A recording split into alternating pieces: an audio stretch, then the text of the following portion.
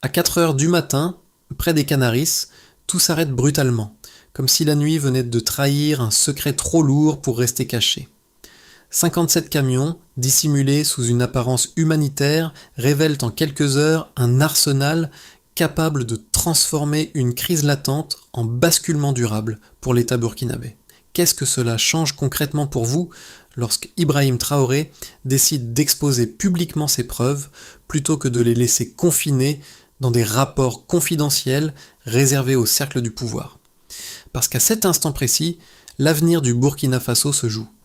Ce récit ne se limite pas à une saisie spectaculaire ni à l'inventaire d'armes impressionnants révélés au petit matin. Il pose une question plus large. Comment un État déjà sous pression peut-il frôler un basculement majeur sans que la majorité de ses citoyens n'en perçoivent immédiatement les signes? L'enjeu pour le public est simple et direct. Comprendre ce qui a réellement été évité et pourquoi cela concerne la sécurité quotidienne, l'économie et la stabilité institutionnelle du Burkina Faso. La promesse est claire. En suivant pas à pas cette affaire, il devient possible de lire derrière les images et les chiffres, et de relier des décisions techniques à leurs conséquences concrètes.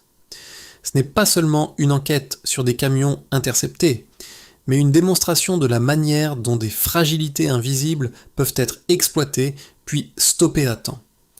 Lorsqu'Ibrahim Traoré choisit la transparence, il transforme une opération sécuritaire en enjeu collectif où chaque révélation éclaire une zone d'ombre supplémentaire.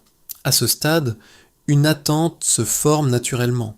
Si un tel dispositif a pu être assemblé dans l'ombre, quelle marge de réaction reste possible pour empêcher qu'il ne se reproduise? En moins de 48 heures, un chiffre suffit à changer complètement la lecture du dossier, près de 700 millions de dollars. Cette estimation ne décrit pas seulement la valeur d'une cargaison saisie, elle révèle surtout l'ampleur d'un projet pensé pour durer, bien au-delà d'un coup isolé. Ce montant place immédiatement l'affaire dans une autre catégorie, celle des opérations structurées, capables de modifier durablement l'équilibre d'un pays. Pour comprendre ce basculement, il faut revenir au point de départ. Les 57 camions interceptés près des Canaris constituent la partie visible d'un système bien plus large. Pris isolément, le convoi impressionne déjà par la diversité et la quantité des armes découvertes. Mais dès que les analystes comparent ces données à d'autres flux observés les mois précédents, un écart apparaît. Ce qui a été stoppé ne représente qu'une fraction d'un dispositif logistique conçu pour fonctionner sur la durée, avec des relais financiers, des routes multiples et des complicités silencieuses. Les premiers recoupements mettent en évidence deux éléments clés. D'une part, certains numéros de série partielle renvoient à des zones de conflit actives, de la Libye au Yémen, en passant par des circuits industriels d'Europe de l'Est. D'autre part, la valeur cumulée du matériel dépasse largement ce qu'un réseau opportuniste pourrait mobiliser sans soutien structuré. Placés côte à côte, ces éléments imposent une relecture immédiate. Il ne s'agit plus d'une simple contrebande, mais d'une orchestration. C'est dans ce contexte qu'Ibrahim Traoré intervient dans la narration publique. En rendant visibles ces chiffres et en assumant leur diffusion, il transforme une enquête technique en enjeu national. La transparence devient alors un levier stratégique. Elle fixe le cadre du débat, empêche d'autres récits de s'imposer et oblige les observateurs à considérer l'affaire dans toute sa profondeur. Une question reste suspendue à ce stade. Si cette mécanique n'avait pas été interrompue, jusqu'où aurait-elle pu aller? Au cœur de cette affaire complexe, un détail humain permet de comprendre comment tout a réellement commencé. Le capitaine Moussa Kaboré, en patrouille en nocturne près des Canaris, remarque un convoi inhabituel avançant phares éteints, comme s'il cherchait à traverser la zone sans laisser de traces. Ce signal, apparemment anodin, déclenche une alerte immédiate et enclenche une chaîne de décisions qui dépassera rapidement le cadre d'une simple vérification de routine. Autour de lui, les premières heures sont marquées par une mobilisation discrète mais intense. Des agents du renseignement, des techniciens balistiques et des officiers de terrain se relaient pour sécuriser la zone, interroger les chauffeurs et inventorier le matériel découvert. Le rythme est soutenu, le sommeil réduit, car chaque minute compte pour éviter que des informations sensibles ne s'échappent. Il y a qu'à croire dans cette phase initiale, un indice isolé peut devenir un pivot d'analyse, capable de réorienter toute l'enquête. Les effets précoces se font sentir au sein des institutions. Des services longtemps cloisonnés commencent à fonctionner en coordination, échangeant des données en temps réel. Cette efficacité nouvelle révèle cependant des fragilités persistantes, notamment dans la surveillance frontalière et la détection des complicités locales. Pour Ibrahim Traoré, ces signaux confirment que l'affaire dépasse un incident isolé et qu'une réaction rapide peut empêcher un basculement collectif. Et c'est là une leçon simple. Une décision individuelle peut enrayer un engrenage national. Tout commence par une activation brutale. Dans la nuit du 16 août, près des Canaris, l'ordre est donné de stopper le convoi suspect et de sécuriser immédiatement la zone. Les forces déployées agissent selon des protocoles simples et rapides dictés par l'urgence. Les chauffeurs sont isolés, les communications coupées, les armes dissimulées sous des sacs d'aide humanitaire sont extraites une à une. À ce stade, l'objectif est clair: en empêcher toute fuite d'informations qui permettrait au réseau de se replier ou d'effacer ses traces. Chaque minute gagnée réduit le risque d'un effet domino. Le basculement intervient dans les heures qui suivent, lorsque l'inventaire préliminaire révèle une ampleur inattendue. Les premières listes font état de milliers d'armes, de munitions en volumes industriels et de matériel spécialisé. Ce qui devait être une opération frontalière prend une dimension nationale. Ça, les rapports remontent vers Ouagadougou, et les analystes commencent à relier les routes empruntées par les camions à d'autres flux suspects observés les mois précédents. La cohérence des itinéraires, la régularité des financements et la synchronisation des mouvements excluent progressivement l'hypothèse d'un hasard logistique. C'est à ce moment précis qu'Ibrahim Traoré intervient dans la chaîne décisionnelle. En convoquant le Conseil national de sécurité, il change le statut du dossier. Autour de la table, militaires et responsables civils comprennent que l'enjeu touche à la souveraineté même de l'État. L'affaire quitte le registre d'une saisie spectaculaire pour devenir une menace stratégique avérée. Des cellules spécialisées sont activées en parallèle. Traçage financier, analyse balistique, interrogatoire ciblé.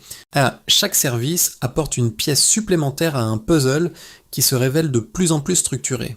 La résonance se produit quelques jours plus tard, lorsque l'enquête franchit un seuil critique. Des perquisitions simultanées sont lancées dans la capitale, révélant des caches supplémentaires et des équipements de communication militaire. Les documents saisis évoquent des sociétés écrans, des relais intermédiaires et des connexions extérieures. À partir de cet instant, l'affaire ne peut plus rester confinée aux cercles spécialisés. La décision est prise de rendre publiques certaines preuves afin de fixer le cadre narratif et d'éviter que d'autres interprétations ne s'imposent. Cette séquence, de l'activation initiale à la résonance publique, montre comment une succession rapide de décisions a réduit la marge de manœuvre des acteurs hostiles. Sans cette chronologie resserrée, le basculement aurait pu être irréversible. Au début de la phase analytique, les enquêteurs ne disposent que d'un point de référence, le volume d'armes visible dans les 57 camions interceptés. Pris comme point de départ, cet ensemble est déjà considérable et suffirait à lui seul à déstabiliser durablement plusieurs zones du pays. Pourtant, très vite, la comparaison avec les données consolidées fait apparaître un écart décisif. Ce qui a été saisi ne correspond pas à un stock final, mais à une tranche intermédiaire d'un dispositif bien plus vaste, conçu pour fonctionner dans le temps. Un premier chiffre structure toute la lecture. 25 000 fusils d'assaut de type AK-47. Ce volume n'évoque pas une force improvisée, mais l'équipement complet de plusieurs unités organisées. En termes opérationnels, cela signifie une capacité de déploiement rapide, pensée pour occuper le terrain et maintenir la pression sur la durée. Le delta est immédiat. On passe d'une hypothèse de troubles ponctuels à celle d'une préparation militaire soutenue, avec des objectifs clairs et une planification préalable. Un second nombre vient renforcer cette conclusion: 13 millions de cartouches. Ce stock dépasse largement les besoins d'un affrontement court ou symbolique. Chaque munition implique des chaînes d'approvisionnement fiables, des financements continus et des relais capables de maintenir la cadence logistique. Ici encore, le delta est révélateur. La violence envisagée n'était pas un choc bref, mais un processus, un son inscrit dans le temps et pensé pour franchir un seuil critique de désorganisation. Enfin, l'estimation financière globale agit comme un verrou analytique, près de 700 millions de dollars. Ce montant situe l'opération parmi les entreprises clandestines les plus coûteuses de la région. Comparée aux capacités habituelles des réseaux opportunistes, cette somme indique nécessairement l'existence de soutiens structurés capables d'absorber des pertes et de financer des étapes successives. Le delta entre les fonds déjà engagés et la valeur totale projetée suggère que le convoi intercepté n'était qu'une phase dans un calendrier plus large. À partir de ces chiffres, les équipes mandatées par Ibrahim Traoré appliquent une méthodologie médico-légale rigoureuse. Les numéros de série, parfois altérés, censés sont restaurés et comparés à des bases issues d'autres conflits. Les résultats montrent une stratification géographique cohérente, reliant des stocks provenant de zones de guerre actives à des hubs intermédiaires avant leur redirection vers le Sahel sous couvert humanitaire. Les flux financiers confirment ce schéma, dessinant une architecture triangulaire entre société écran, fondation fictive et comptes dissimulés. La comparaison entre le point de départ et l'écart révélé par l'analyse impose une conclusion sobre. Sans l'interception des camions, la capacité de nuisance aurait dépassé de très loin ce qui était visible au départ. Deux critiques majeures émergent parmi les analyses les plus structurées, chacune cherchant à relativiser la portée des révélations. La première avance l'hypothèse d'une mise en scène politique. Au cas selon cette lecture, la circulation d'armes dans le Sahel est ancienne et diffuse. La présence de matériel issu de la Libye, du Yémen ou d'Europe de l'Est ne prouverait donc pas à elle seule l'existence d'un projet coordonné.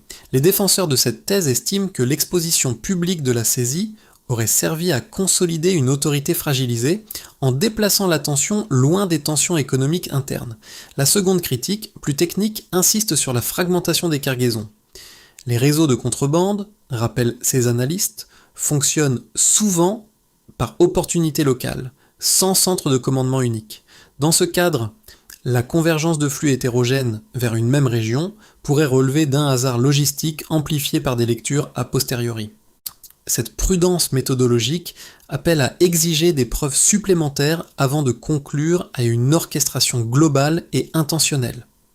Présentées dans leur forme la plus rigoureuse, ces positions méritent examen.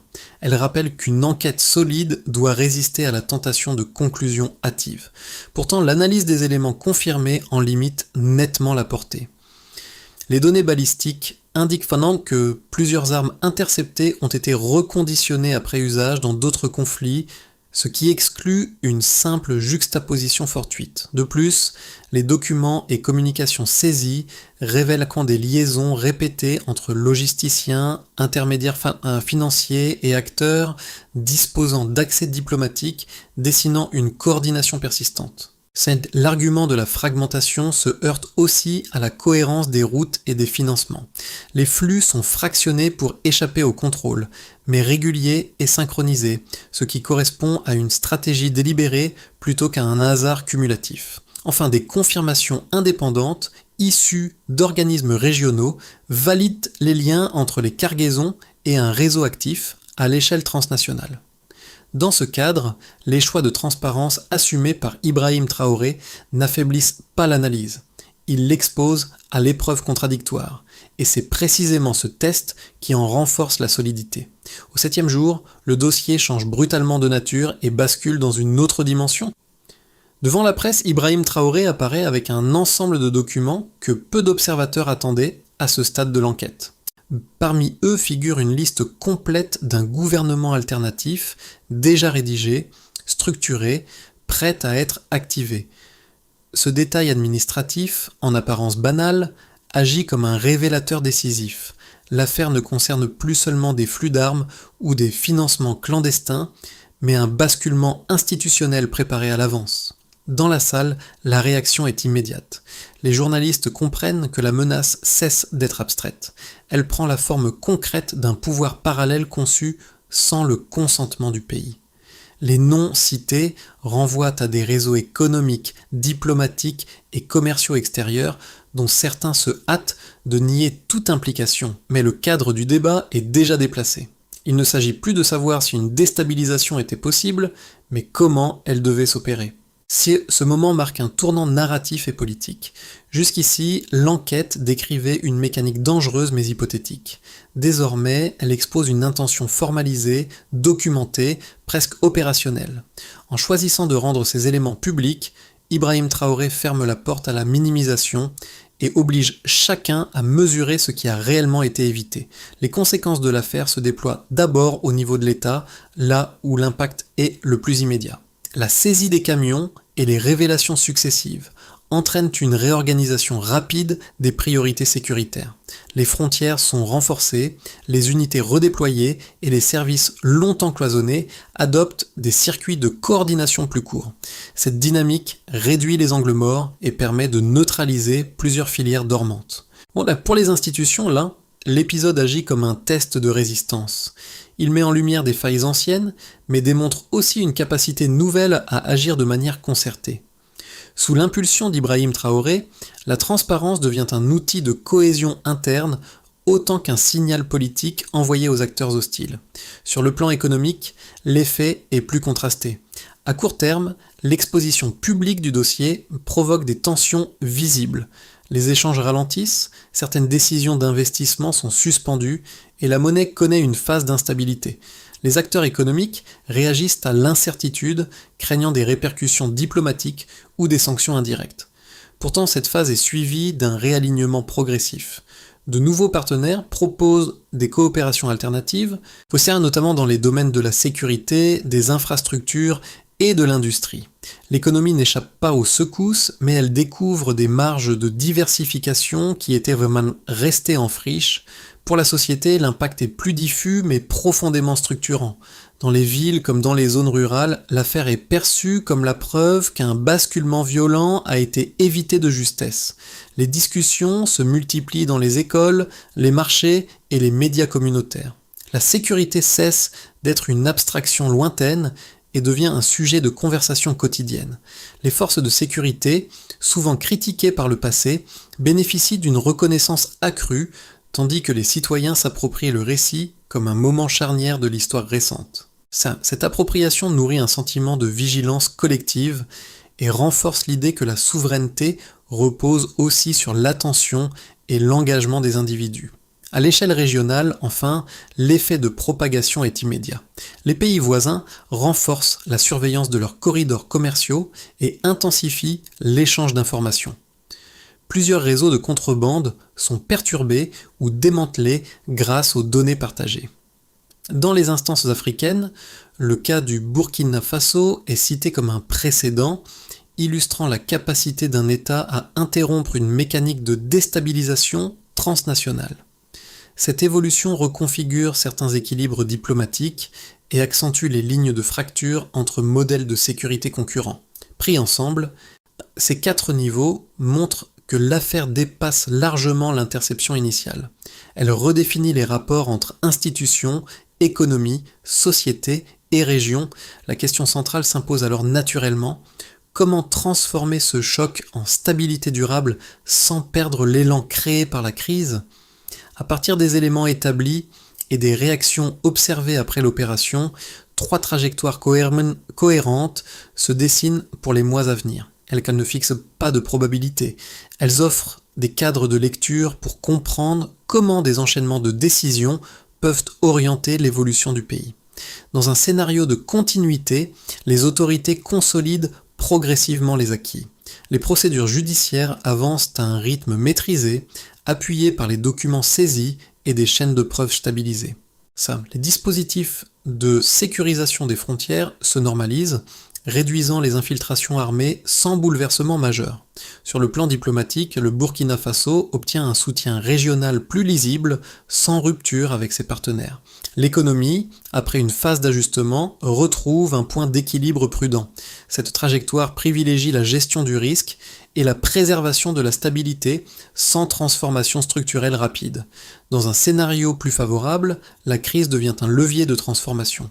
Les autorités parviennent à convertir l'élan sécuritaire en projets visibles, notamment dans l'éducation, la santé et les infrastructures locales. La coopération régionale s'intensifie et débouche sur des mécanismes communs de prévention et de partage d'informations. Cette la crédibilité acquise permet d'attirer des partenariats ciblés et de diversifier l'économie. Le récit collectif se renforce, nourrissant une cohésion durable et une capacité accrue à anticiper les menaces. Un scénario plus sombre ne peut toutefois être exclu. Les pressions géopolitiques s'accentuent, certaines puissances réagissent par des sanctions indirectes ou des campagnes de désinformation.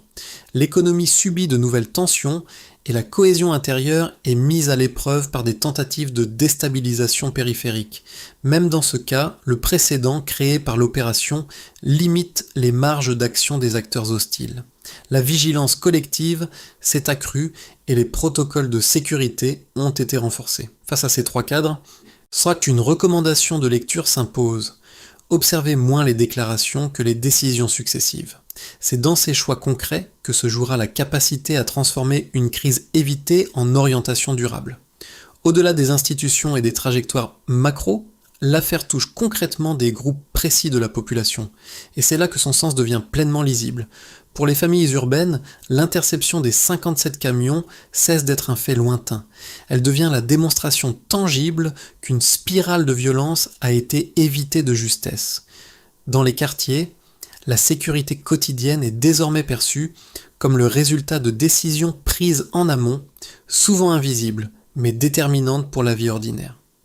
Pour les jeunes, l'épisode agit comme un déclencheur symbolique. Dans les lycées et les universités, il nourrit des débats sur l'autonomie, la souveraineté et la responsabilité collective. Des initiatives locales émergent, cercles de discussion, radios communautaires, projets éducatifs visant à mieux comprendre les mécanismes de déstabilisation. L'événement n'est plus seulement analysé comme une opération sécuritaire, mais comme un appel à la vigilance civique et à l'engagement informé. Les anciens militaires et personnels de sécurité vivent cette séquence différemment. Beaucoup y voient une reconnaissance implicite après des années marquées par des moyens limités et des injonctions contradictoires. La gestion assumée de la crise réactive. L'idée qu'un État peut reprendre l'initiative, coordonner ses forces et agir sans se contenter de subir des pressions extérieures.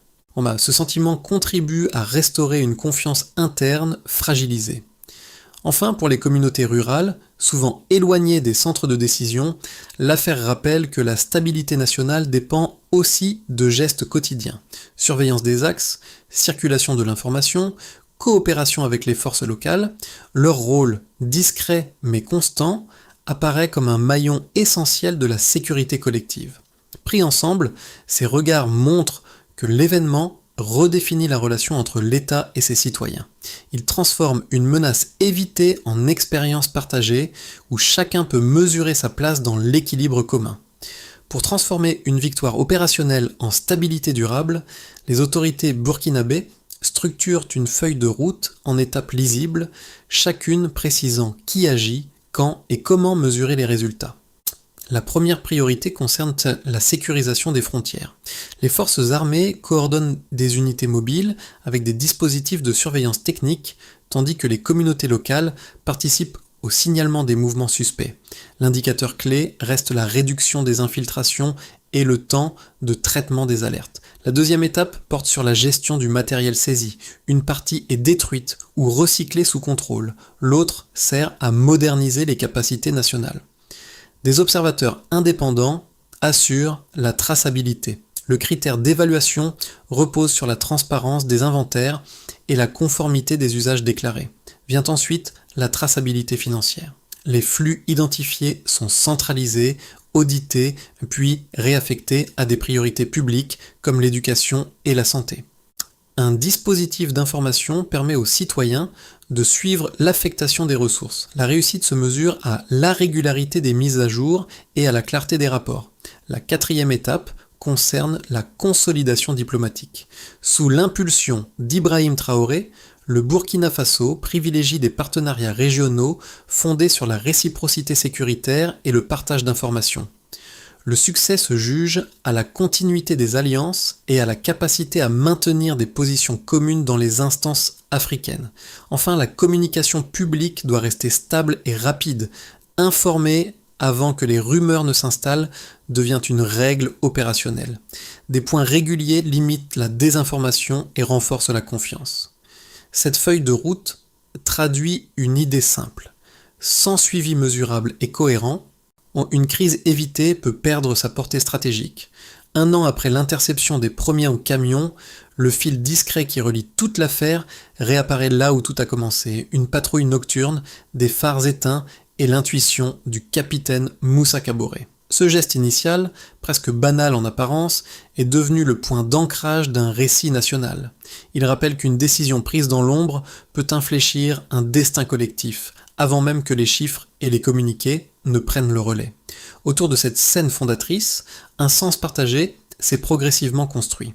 Dans les écoles, les images du matériel saisi et détruit circulent comme des symboles de transformation.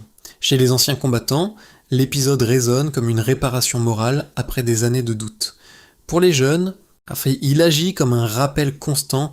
La souveraineté ne se proclame pas, elle se défend par des actes précis et continus. Ibrahim Traoré évoque souvent ce moment pour souligner une idée centrale. La stabilité ne naît pas de discours abstraits, mais d'une capacité à regarder les menaces en face et à les nommer. En exposant les preuves et en assumant le récit, il a inscrit l'événement dans une mémoire collective qui dépasse les personnes et les circonstances. Une phrase circule désormais, sobre et tenace. Un pays tient debout quand il choisit la lucidité. Aujourd'hui, ce qui s'est joué au Burkina Faso dépasse le cadre d'un événement sécuritaire ou d'un épisode politique isolé. Il s'agit d'un exemple concret de la manière dont un pays peut choisir de rendre visibles des faits, ou d'en assumer les conséquences et d'en faire un point d'appui collectif. Les armes interceptées, les documents révélés et les décisions prises ont ouvert un débat plus large sur la souveraineté, la transparence et la responsabilité publique bien au-delà des frontières nationales. Ce récit n'impose pas une lecture unique. Il invite plutôt à une réflexion partagée sur les mécanismes de déstabilisation, sur la valeur de l'information rendue publique et sur le rôle des citoyens face à des enjeux souvent présentés comme lointains. Observer comment une crise a été évitée permet aussi de mieux comprendre les fragilités qui persistent et les choix qui restent à faire pour les réduire. Dans ce cadre, penser la posture adoptée par Ibrahim Traoré interroge autant qu'elle inspire. Jusqu'où la transparence peut-elle devenir un levier stratégique sans fragiliser l'État? Et comment transformer une alerte évitée en apprentissage durable? La discussion reste ouverte. À votre échelle, quels signaux méritent d'être regardés de plus près avant qu'ils ne deviennent irréversibles?